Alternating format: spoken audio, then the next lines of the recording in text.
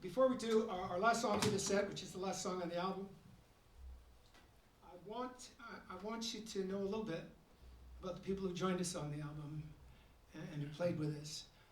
We've had a number of people who have listened to the album say, boy, the instrumentation's lovely, and that's very kind, and we're very thankful that they feel that way, and we're very, very thankful for the people who made that happen.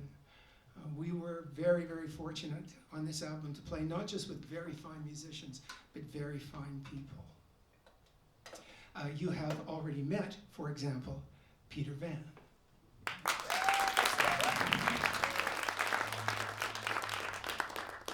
And you have met our heartbeat, Todd Bifford.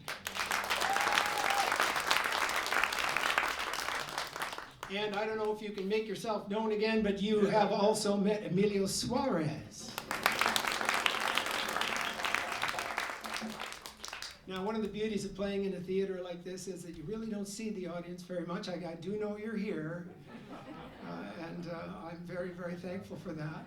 But I'm thinking there's another person here who played on the album who's here in the audience, and he played trombone and he played flugelhorn on Valparaiso, and he brought a whole other Latin level to that song. His name is Brian T. Weingartner. Brian, are you here? Can you wave? You here somewhere?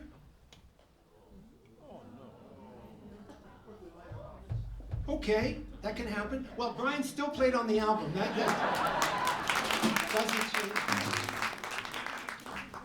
We also had a pedal steel player. His name is John MacArthur Ellis. There are a lot of people who think John is one of the best pedal steel players in the country, and we really agree. And some more percussion was provided by Craig White.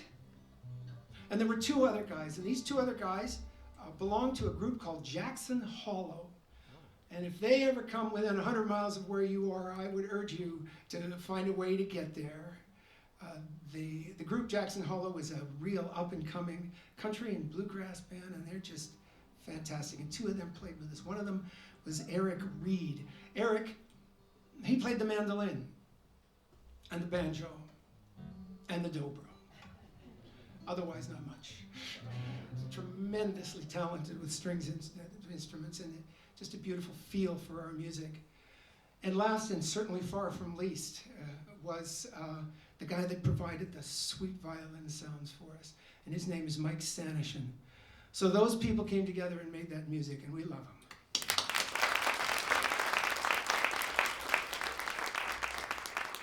We were held together by our producer and our sound engineer, our recording engineer, who is, in my way of thinking, and I think Kevin and I really share this, maybe you guys know him and can too, he is the most humble musical genius I have ever met.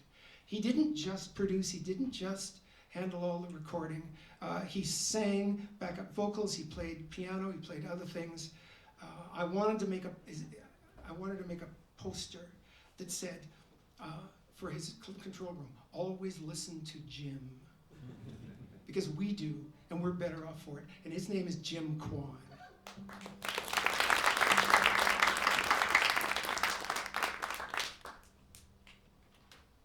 Jim runs a place in North Van called Creative Music Center, and that's where we recorded our album. That's where we recorded both our albums. And to work with that team and all of those people. I mean, Kevin and I would sometimes, after a session, when people like Todd and Peter would come in, and these other people would come in and play, and we get that session with Emilio, and off he goes, and we go outside and we stand in the parking lot for a minute like this.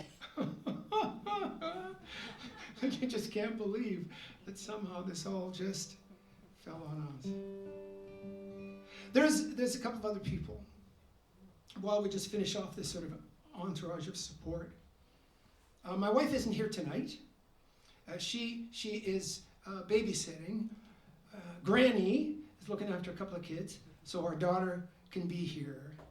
And that's great. You know, we miss her, but she would tell you in a heartbeat, oh, no, it's okay. I've heard these songs a few times.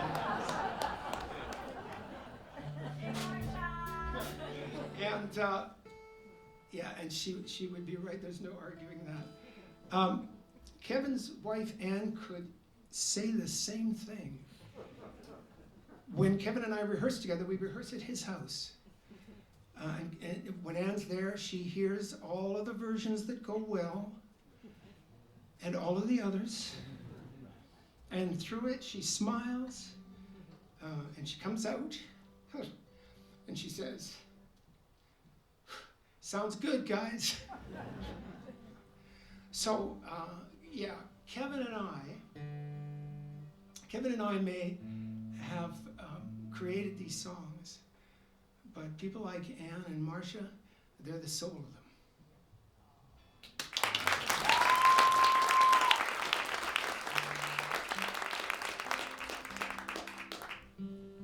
And therefore we have been surrounded by kindness.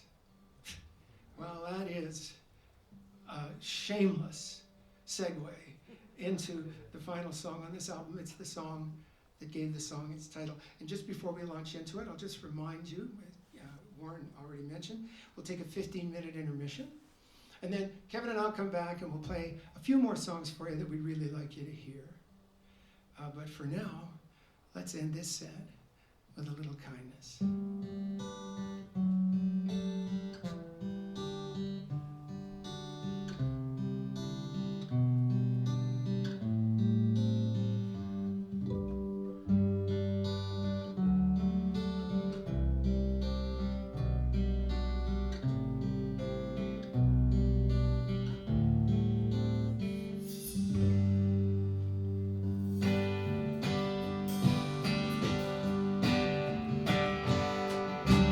Raymond owns a coffee shop in the heart of the city. Those old bricks have seen better days, and the street isn't all that pretty. But Raymond's place kinda calls you in, 'cause it's cozy inside. You can tell by every tabletop that he runs the place with pride. He remembers every regular, includes me. The sign outside says coffee, but his kindness is free. And he'll say, top of the morning, and he'll say, what'll it be? As a Raymond is.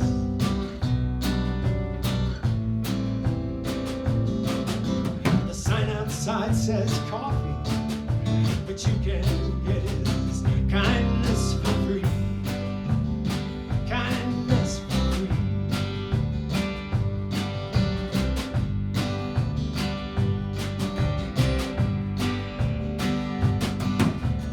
Raymond is a philosopher in his own gentle ways. He can brew a life of wisdom and serve it in a phrase. And I could never count the times he's patted me on the back, whipped up a cappuccino,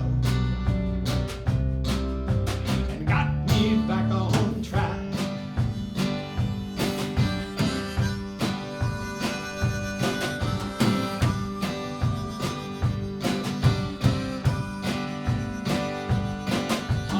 Raymond is a grinder, he's a baker and a shrink.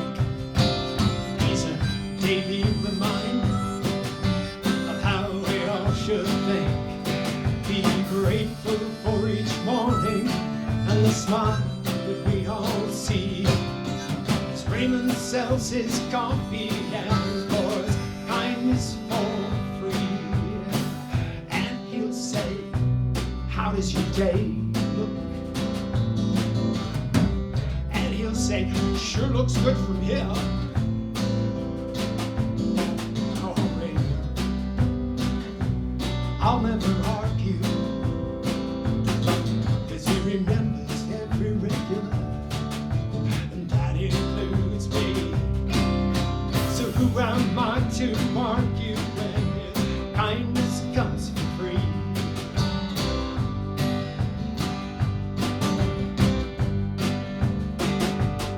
So here